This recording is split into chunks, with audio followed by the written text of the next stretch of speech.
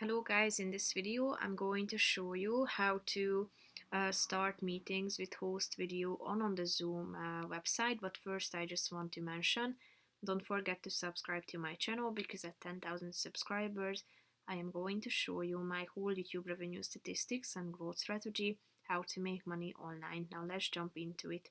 First of all, open the website on your device and tap on the My Account button in the upper right corner of the screen. After that, you should tap on the Settings button in the Personal section on the left side of the screen. Then tap on Meeting at the top and then scroll down to this Schedule Meeting section, and here you can turn on the Start Meetings with Host Video on a feature or option by tapping on this button, and then it will be updated automatically. So that's pretty much it for this video, guys. See you in the next one. Bye bye.